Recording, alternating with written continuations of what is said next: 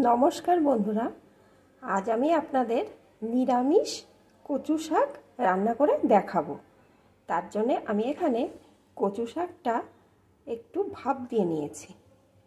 আমি কুকারে দিয়ে সামান্য একটু জল আর লবণ দিয়ে একটা সিটি দিয়ে নিয়েছি। আপনারা চাইলে কড়াইতেও কচু শাকটা ভাপ দিয়ে নিতে পারেন। এখন আসুন দেখতে থাকুন আমি কেমন করে কচু শাকটা রান্না করি। কচু শাকটা রান্নার জন্যে আমি এখানে কড়াইতে পরিমাণ মতো সর্ষের তেল বসিয়ে দিয়েছি। তেলটা গরম হয়ে গেছে। এখন এর ভিতরে দিয়ে দেবো একটা তেজপাতা মাঝখান দিয়ে ছিঁড়ে দিয়ে দিলাম, একটা শুকনো লঙ্কা, একটু 5 ফোড়ন।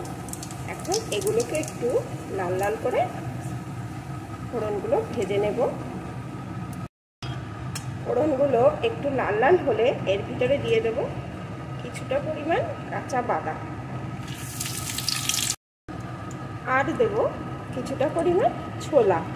এই ছোলাটা আমি 2 ঘন্টা আগে একটু গরম জলে ভিজিয়ে রেখেছিলাম। এখন এগুলোকে একটু ভালো করে ভেজে নেব।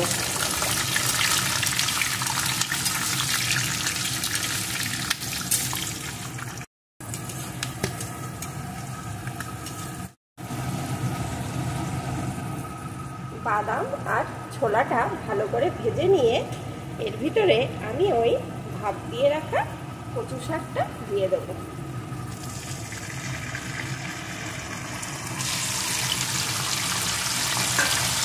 এর সাথেই দিয়ে দেব 5টা চেরা কাঁচা লঙ্কা। কচু শাক একটু ঝাল ঝাল হলেই কিন্তু ভালো লাগবে।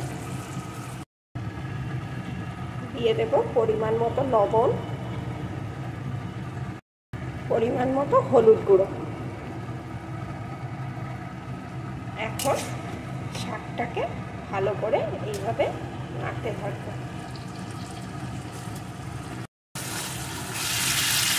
এইভাবে সমানে নেড়ে নেড়ে কিন্তু কচু শাকটা রান্না করে নিতে হবে। আর এই কচু শাকের ভিতরে যে জলটা আছে সম্পূর্ণ শুকিয়ে ফেলতে হবে, তাহলেই কিন্তু কচু শাকটা ভালো লাগবে খেতে।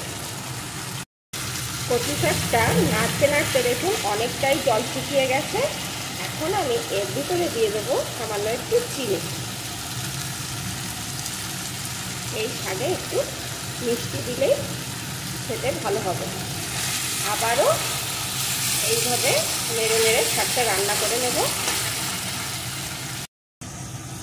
দেখুন শাকটা নাড়তে নাড়তে একদম জল সম্পূর্ণভাবে শুকিয়ে গেছে।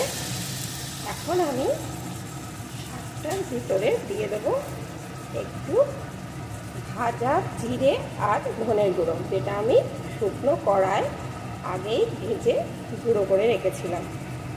এখন এটাকে শাকের সাথে একটু মিশিয়ে নেব।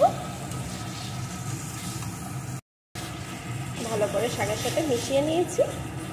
এখন আমার রেডি হয়ে গেছে নিরামিষ কচু শাক। এখন আমি একটি পাত্রে নামিয়ে নেব।